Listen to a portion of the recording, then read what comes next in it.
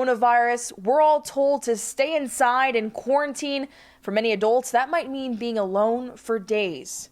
If you have a mental illness of some kind or, other challenging conditions, being alone and alone in your head is not always the most positive place to be. Hello, my name is Jake Erlinson, and today me and my group will explain to you guys a current social problem that is going on in our world today that we decided to talk about and research and see how it relates to social media and also our class. The current social problem that we decided to talk about is the problem of the loneliness and other aspects that can stem off feeling lonely during this time of self-isolation and quarantine because of COVID-19 and the coronavirus going around and all the laws and rules set in place that we have to follow.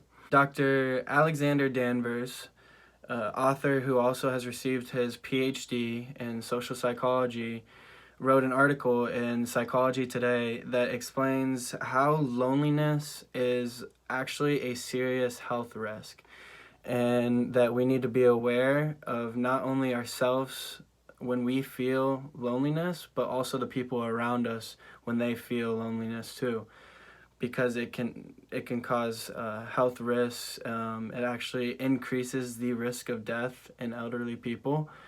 And an interesting statistic is that 1 in 12 people feel loneliness at a severe level, and about 1 in 3 people feel loneliness at any type of loneliness, which I thought was kind of devastating, kind of sad that many people experience some type of loneliness.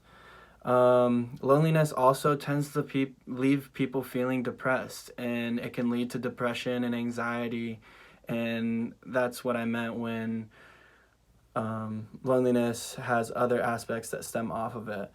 And loneliness also can make simple tasks seem way more stressful and can bring stress onto a person, and it also can cause less sleep and less rest. Andrew Solomon wrote a personal narrative in The Guardian Weekly talking about his own personal experiences through this time of self-isolation and quarantine, and he talks about how during this time how normal people feel who have never felt depression, and they're feeling stressed now and they're fearing getting sick or going out in public.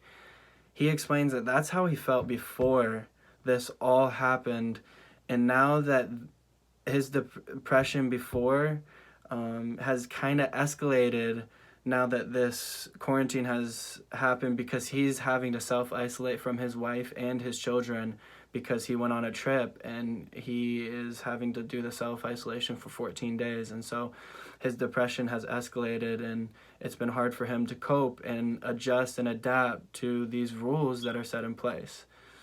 Hi, I'm Kristen Carnegas, and like Jake was saying earlier, this pandemic has really affected everybody, but one of the most concerning things about it is that there have been people that have been struggling with mental illness before. They might have had depression, anxiety, who are now either isolated in their homes or making a lot less social interaction than they're used to.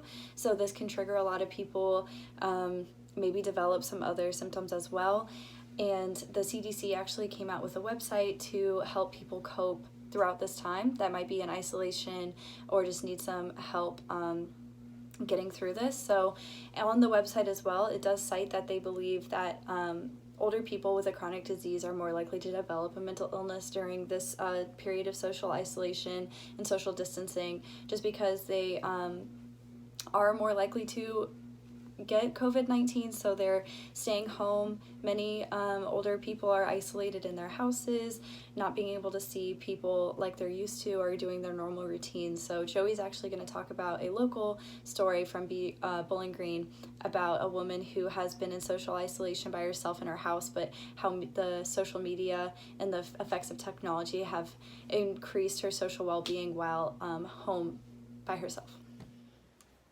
Hi there, I'm Joey Stearns, and like my group member Jake said a little bit ago, we are talking about the current problems in society today with the coronavirus and how it affects social media.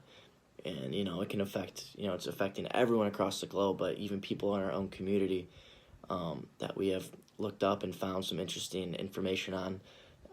We got from the Independent News, Bowling Green Independent News, under the media section. May Sky, an 89-year-old woman who is a resident of Bowling Green, has not been able to get out and see her family. She hasn't been able to leave her home, things like that, because of this virus.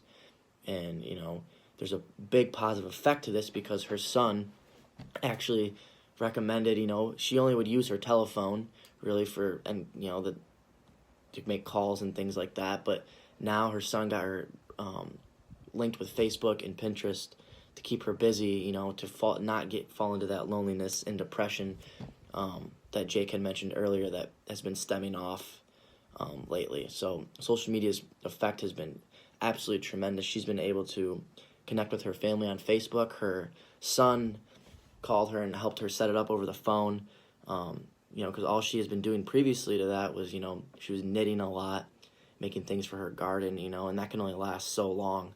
So she was able to go on Pinterest and find all these new recipes, these new knitting techniques, all these things she could try for herself. So it really has had a positive effect with her. And she also has been able to sign into her church group because she's not allowed to attend church.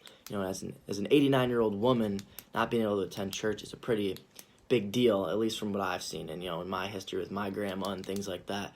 So that's huge for her. And being able to connect with her family who she can't see, who live hours away across the country, things like that, that's tremendous for her. And, the current social media has had, there's always been negative effects, but right now it seems like for people in her age, it's been really, really helpful. And, it just kind of relates to our Week 9 notes about regulation, deregulation, and our Week 14 notes about, gender and media content and things like that. This content is perfect for someone who's stuck inside, who knits and bakes all day. I mean, Pinterest has thousands of posts and things like that, and being that age, you need something besides a newspaper or a magazine every day. So it's huge for her. And even back to our Week 4 notes that talks about the internet, strictly the internet, and how the net widens.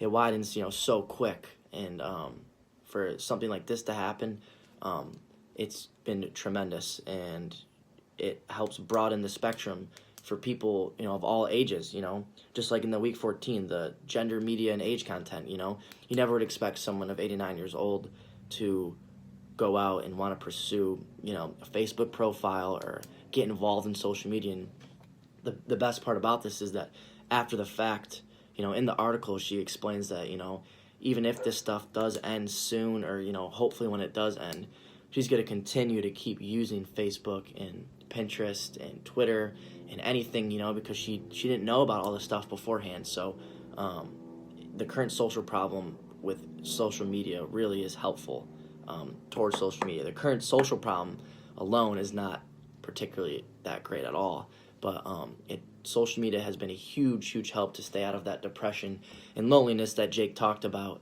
And there's already so many people depressed nowadays, and this only adds to the pressure and the weight of people who are already suffering from that. So social media kind of reflects or gives it kind of an escape route to get out of that, just like we kind of talked about in our notes and our slides and things like that.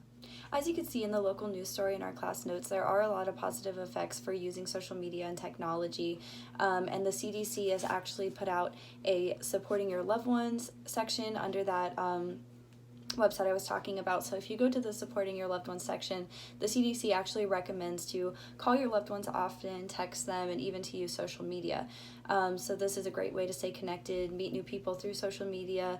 Like Joey said, you could meet up with your church group, find new recipes online, a lot of different stuff through the various social networking apps that they have. So like it said in the current article too, she's going to continue using Facebook after the pandemic's over just to stay in touch with people. So that really shows a great positive effect of social media, is being able to be connected in other people's lives.